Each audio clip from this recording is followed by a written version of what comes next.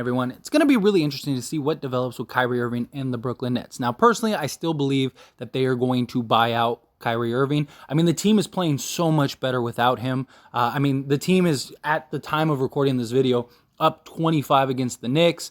That means they've won 3 out of the last 4 games. I wouldn't be surprised if they continue to win because they're getting rid of that, just the chaos. Whether Kyrie, you believe Kyrie did something wrong or not, there's still a lot of chaos just going around Kyrie Irving. Now, I've given my opinions on several occasions on how I feel about it, so feel free to browse some of the videos on this channel in that regard. But with the chaos that comes with Kyrie Irving in this Brooklyn Nets situation and just kind of like everything that's looming, is he going to return, is he not? Seeing him removed from the team and the team having success, I don't think bodes well for Kyrie Irving returning to the Nets. One, I don't know why Kyrie would want to go back and play for the Nets. And two, I don't see the Nets wanting Kyrie Irving to come back, especially if you're winning. Why would you mess that up and then run the risk of, something happening again, whether it's warranted or not? Also, Sean Marks relayed today that he has had no conversations with Kyrie Irving. He said that he's spoken to his camp, but there's no updates, nothing like that. It doesn't look like Kyrie, from what we got, doesn't look like Kyrie has taken any steps to try to do that 6, criteria list. And, we're getting closer to him potentially being able to return. And I don't see the Nets wanting to do it. I believe the Nets gave that 6, that list of 6 things. So that's their way out. That's their excuse for Kyrie Irving. Hey, Kyrie Irving didn't want to do it, so we ended up having to buy him out. And now, we're moving on, right? And especially now you got your coach in place. You got, the team seems to be looking better. They're playing better defense. They got like a top 4 defense in the last, since Vaughn has taken over as head coach. So I do think Kyrie Irving's time is done with the Brooklyn Nets.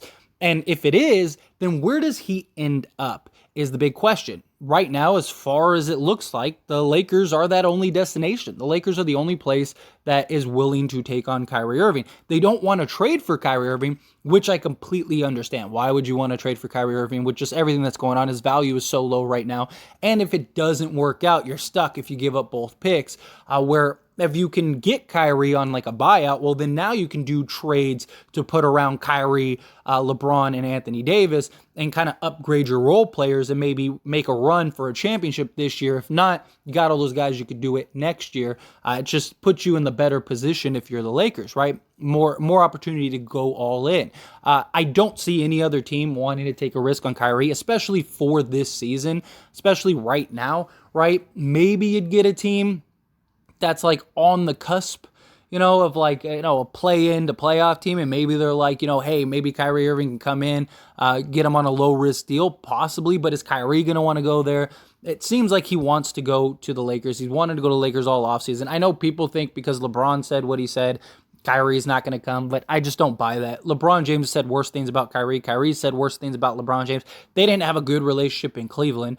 It's about playing basketball, right? In a place that he fits in, that he's embraced, that he's welcome. And again, it's not like he has a bunch of options to just not go to the Lakers. So with the Lakers, one, you're going to get Kyrie cheap. Even if next season, let's say you don't get him this season. Let's say he doesn't get bought out, right? And the Nets, let's just say they just sit him, which I don't see the point of that, but let's say they do.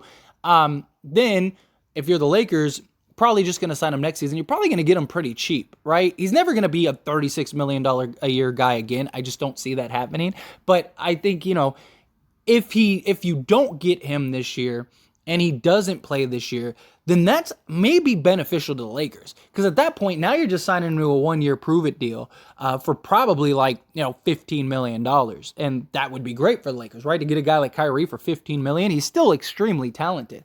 But I don't see the Nets just sitting him at home because all of the controversies have stemmed from off the court stuff. So it's not like another controversy can't happen. And if he's still representing your team, even sitting at home, you're the one that's going to have to answer the questions. You're the one that all of that controversy is going to bleed into the locker room. It's just, if you're the Nets, move on. Your team's playing great. You got your head coach.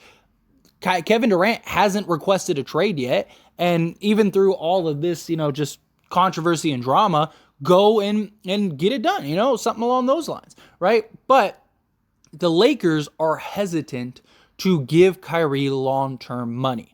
Woj had a report that said, if they were to do a sign and trade next season, which I don't see the Lakers doing a sign and trade, because again, I don't see Kyrie Irving getting more than like maybe $20 million a year. He might want more, but what team is going to give him a max contract, right? I just don't see that happening. And if somebody does, I mean, you're almost better off just letting that other team take him, at a max deal, because there's just so much risk that comes with the whole Kyrie Irving situation, right? And like the media isn't going to let up on him. Every little thing is just going to be magnified under a microscope. And this whole situation has just been an absolute mess, and in many ways a witch hunt just on Kyrie Irving, right? Because there's so many factors in it. And it's like, well, what about this, and this? And it's like, none of that seems to matter, but Kyrie's situation does. So I understand the Lakers' reluctancy and just them not wanting to give him long-term money locked up, because if it doesn't work, then you're stuck, right? You're in a tough position.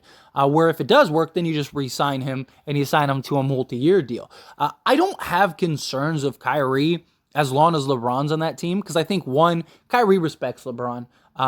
He's even said so. Kyrie regrets leaving LeBron. He's even said so. I think LeBron understands Kyrie and gets Kyrie, and they have like that weird, like almost brother relationship where it's like, there's almost always seems to be tension between the two, but secretly I think that they like are a perfect match and they love each other, right? It's like one of those things. And so I see Kyrie Irving coming in and just playing great and thriving with LeBron James and the Lakers. My concern is after LeBron leaves, because sooner or later LeBron's going to leave, right? I mean, granted, you'd probably have Kyrie and LeBron for, if you get them this season, you'd have them for 2.5 years. If you get them next season, then you'd have them for probably 2 years. But, if you sign them to a 4-year deal after that next season, then that means you're going to have at least, 3 seasons without LeBron James, possibly. And it's just like, does he continue to stick to playing to the level that he would be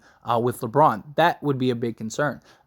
So I get why the Lakers are hesitant. I get why the Lakers don't really want to do something like that. And I'm curious to see how this is all going to play out. But anyway, as always, this is a discussion, so I want to hear from you. Let me know your thoughts and opinions down in the comments section below. What do you think happens with Kyrie Irving? Do you think that he returns to the Nets? Do you think he gets bought out? Do you think they just keep him at home and then he just goes somewhere next season? What do you think happens in that regard? And would you want the Lakers to bring him in on a long-term deal? Or do you kind of understand the reluctancy and are like, hey, let's not give him huge money, long-term money, until he can kind of prove like, hey, I'm here, let's do it, change the scenery. And I do think a change of scenery would probably be best for Kyrie. I think it would help him a lot, especially if he went to the Lakers, just because the narrative, the headlines, everything just changes in a positive light, and especially if they start winning. If the Lakers are able to get Kyrie on a buyout, then it just gives the Lakers so much flexibility, right? Because now you could take Patrick Beverley and Kendrick Nunn, maybe go do a smaller move, something like that. I mean, Patrick Beverley and Kendrick Nunn can get you like a Josh Richardson and a Jakob Poeltl, right? So you could go get a center and a shooting guard to pair with Kyrie, LeBron, and Anthony Davis, and that could be your starting five, and you have one of the best starting fives in the league, and you'd still have Russell Westbrook come off the bench as the sixth man. Or you could do that deal and then use Russell Westbrook to maybe go do like a Hornets deal or something like that, right? And then just really get some depth, right? And have like, be 10 players deep. But also you got to keep in mind, if they were to get Kyrie on a buyout this year, they got to also save enough money to sign Kyrie and what he's willing to give up, to stay with the Lakers. Like, if he would do like $18 million a year for 4 years, I would probably give him long-term money, just because I think, one, it'd be a cheap enough contract to where it's like low, because he's basically getting like sixth man money at that point, right? I would be reluctant to give him 20 plus million, because again, if it doesn't work out, you're stuck, and if it doesn't work out, you're probably not going to be able to trade him, and you have no assets to move off of him. It's just, it becomes a tough position for the Lakers to be in. So I imagine, the Lakers are going to try to get him as cheap as possible. Ideally, if you could get him like, 4 years, or even if it's like a backload contract, right? Which, I mean, poison pill contracts can be rough, but, I don't know. It's tough. Like if you could get him, 4 years, 60 million, I would do it, immediately. I would sign him to that contract ASAP. And right now you probably have the most leverage to negotiate a contract on the cheap end, right? Because of just everything that's going on with Kyrie. But again, however you feel, good, bad, ugly, somewhere in between, I'd love to hear your thoughts and opinions. So let me know down in the comment section below.